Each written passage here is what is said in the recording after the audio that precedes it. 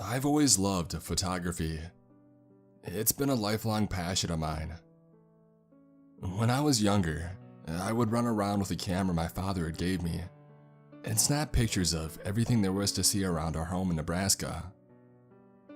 I had such a passion for it, in fact, that I set out to do it for a career. I started out doing some pretty boring work, taking pictures of food, some kid's baseball game, and once a brief job taking pictures of raccoons. But then I caught a break that I never expected. I was offered a job taking pictures for a zoological expedition in the Amazon rainforest. I was stunned. I had never done anything remotely like this before, and I had never been that far away from home. The farthest away that I had been was Arizona. This was the job that I had been waiting for to propel me off to bigger and better things. I signed up almost immediately. I traveled to the University of Nebraska. It was there that I met Dr. Jules Ahmad, and the man responsible for putting this expedition together. We were joined by his two assistants, Kate Hollows and Lewis Ford.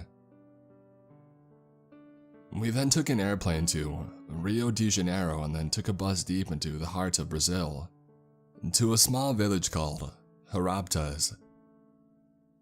It was a very tiny community nestled between the tall jungle-infested mountains, and it wasn't far away from the Amazon River.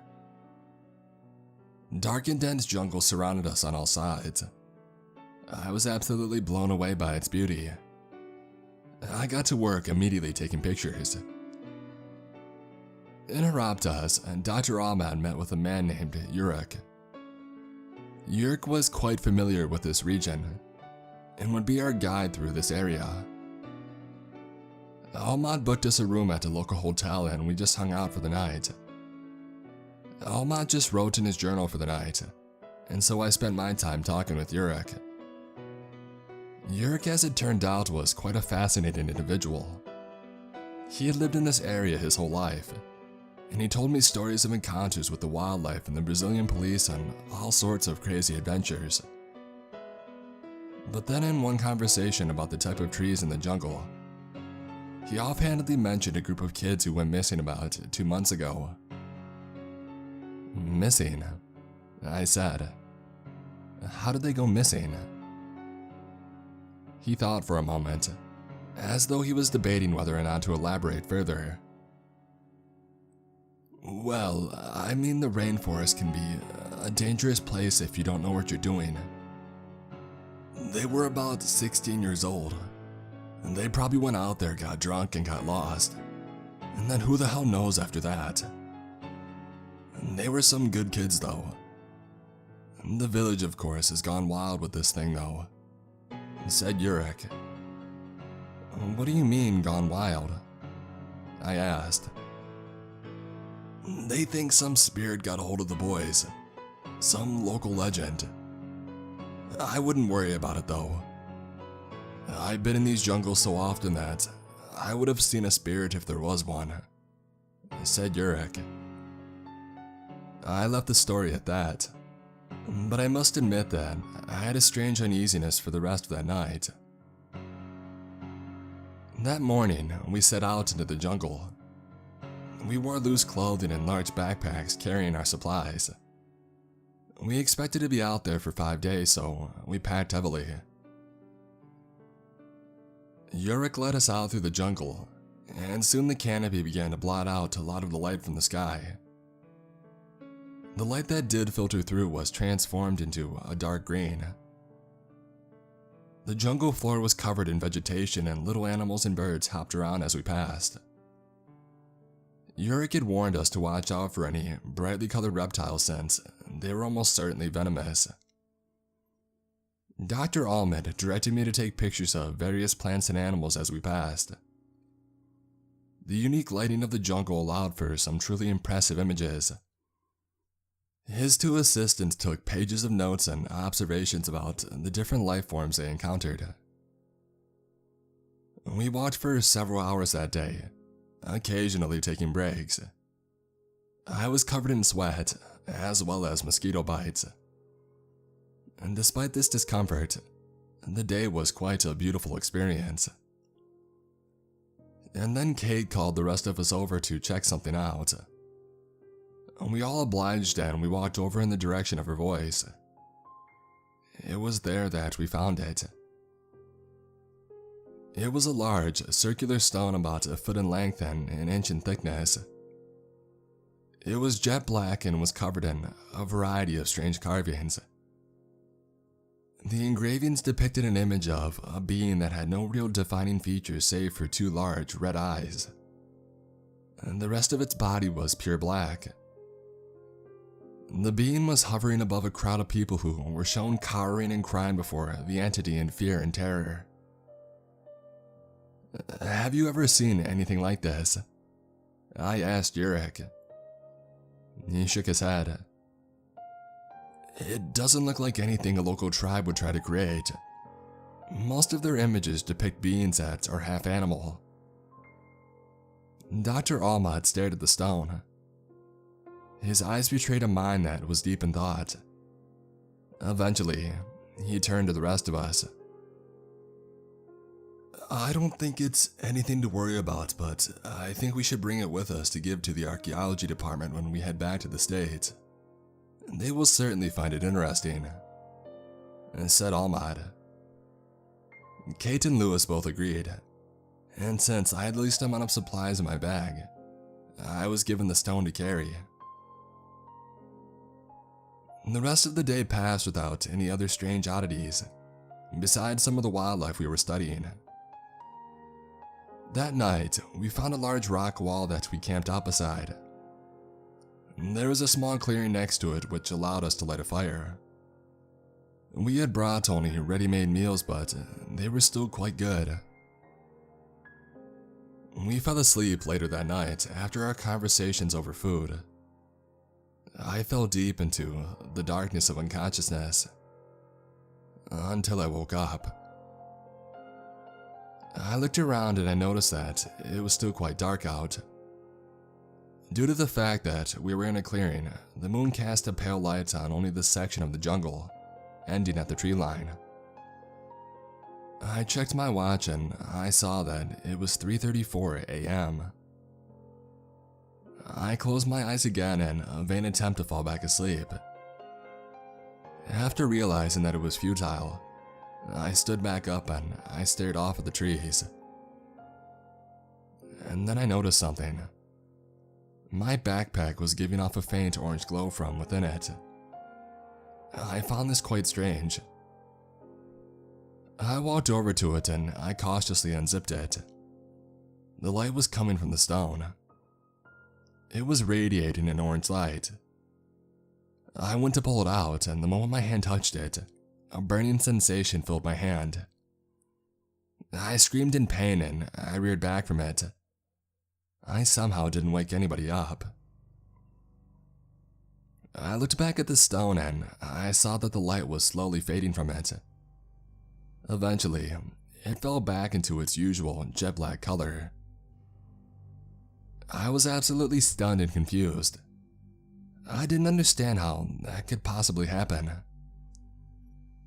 After about an hour of tossing and turning in my sleeping bag, I fell back asleep. The next day, when we continued our journey, I still had the object in my bag, despite serious misgivings about it.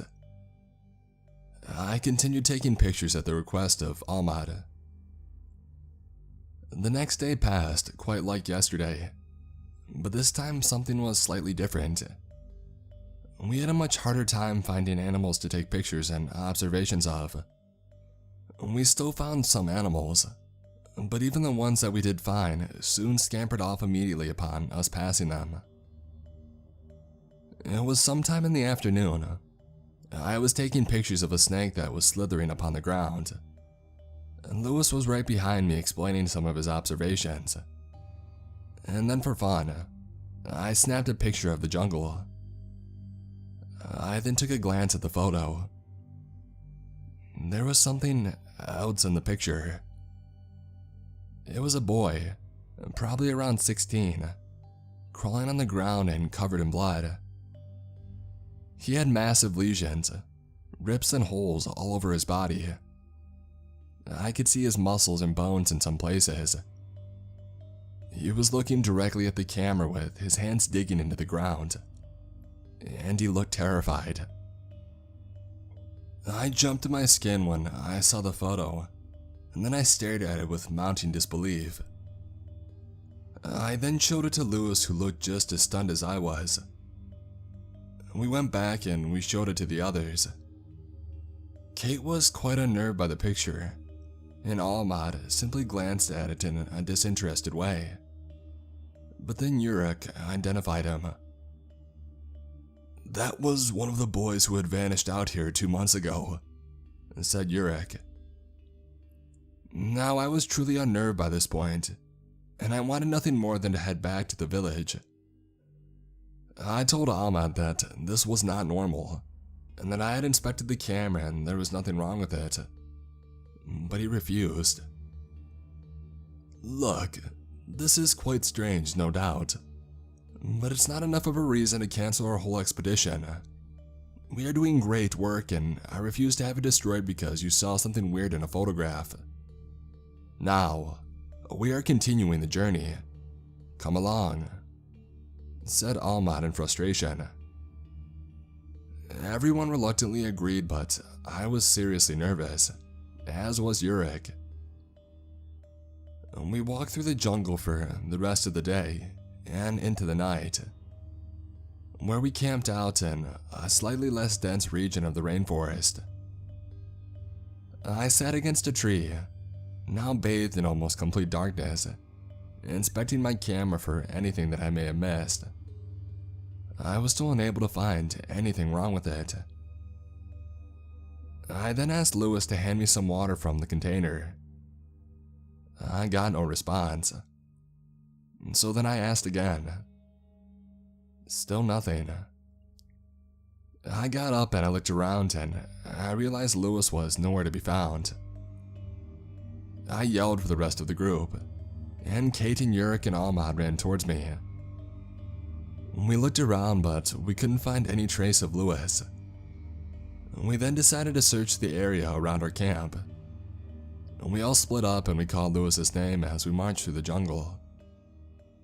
And then I found him, and I screamed. Lewis was almost perfectly unrecognizable. He was slumped against a tall tree, and his face had been completely caved in to the point where I could see his brains. His clothing had been ripped to shreds, and I could see muscles and organs beneath skin that barely clung to his body. There was blood all over the ground, and a foul stench that reminded me of my uncle's butcher shop hung over the air. The other three ran towards me when they heard my scream. They all had similar reactions. Kate knelt down next to Lewis and started sobbing uncontrollably. Ahmad simply hung his head down. Yurik started looking around in all directions with a look of fear. "That's it. We're done here. I'm going back to the village. I don't know what the hell is going on here, but I don't intend to find out," said Yurik. Ahmad turned to him. "Fine, you can head back, but I intend to stay." "Are you out of your mind? You're going to die out here," said Yurik. "You don't know that," said Ahmad. "Whatever.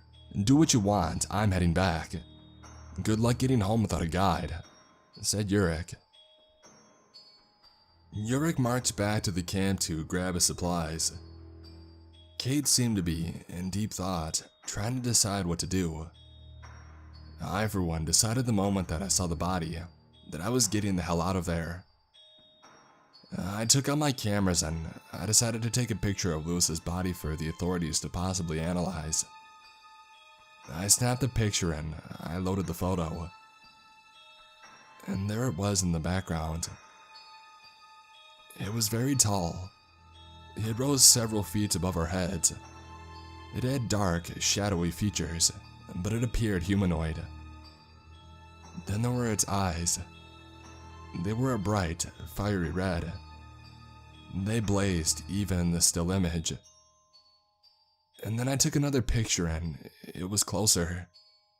And then another and it was closer. And then another and then another. I immediately ran in the opposite direction, telling the others to run. They were confused, but they went along with it, following me through the trees, leaving all the supplies in the camp. We ran for quite a while, but it was difficult to run through the dense foliage. I was covered in cuts and bruises and I was dripping in sweat. The other three were not far behind me.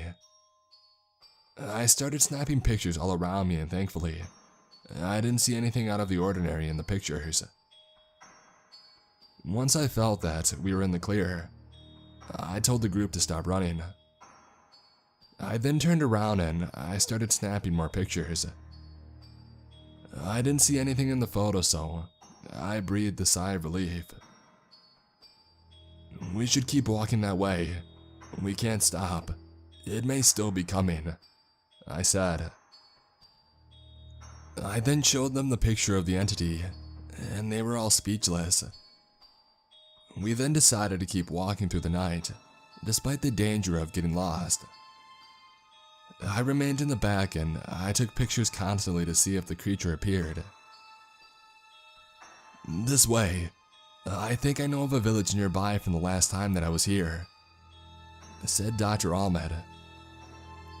I can promise you that there is no village anywhere near here.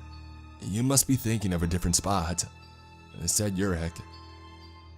Shut the hell up. I know where the hell I am and I don't need you to tell me otherwise, yelled Ahmed. Now Yurik was pissed. He punched Ahmed right in his nose. Kate screamed. You're the one who got us into this mess. How the hell would you know more about this area than a man who's been out here his entire life? Said Yurik. Because this isn't my first time out here. But I can guarantee you that I know far more about that entity than you would, said Ahmad. We all just stared at him in shock. I already knew that thing was out here, but I knew that nobody would believe me if I said I wanted to mount an expedition to find it. So I made up a bullshit story to go on a zoological expedition. I'm here for something far more valuable, and you three can be a part of it. I could barely contain my rage by this point. He had brought us all into this place to chase some demonic entity, and he didn't even tell us about the danger. Well, you've got your freaking proof now. I have it on camera, I said. The image will fade over time. I'm trying to find something more solid. There used to be people out here who built a shrine in its honor, and I intend to find it. I realized that it had been a while since I had taken a picture, so I took a picture of Kate. It was right behind her. We watched in horror as her skin started to fall off her body, and her chest started to cave in. Blood shot everywhere. She screamed in fear and agony for far too long. We realized that there was nothing that we could do. Follow me, yelled Yurik. I followed him through the jungle, but Ahmad didn't come. We raced through bushes and ferns and jungle trees, and I was cut up pretty badly. I heard a loud noise come from behind us. It sounded like someone was exhaling loudly. A deep, dark sound. It seemed to race through the leaves, causing the branches to sway back and forth. And then I tripped on a stump. I fell down hard and my foot twisted at an angle it shouldn't be able to twist at. I yelled in pain. Yurik came back to help me up. He managed to get me to my feet before it got him. Yurik's face twisted into terror. Blood started to pour from his nose, mouth, and eyes. His entire torso was eviscerated, and he cried out in pain.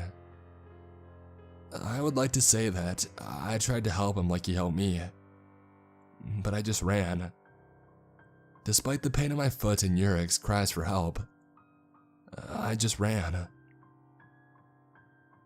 I managed eventually to make it to a road. I then flagged down a car and I requested a ride. They obliged and they drove me to the nearest village. Just like Ahmed had said, the creature had vanished from all of my pictures. To this day, the events that transpired in that jungle continue to haunt me. I lay awake at night thinking of Urek. How I was a coward at a time when he needed me, when I knew that he would have done the same for me. I also wonder what became of Dr. Ahmed.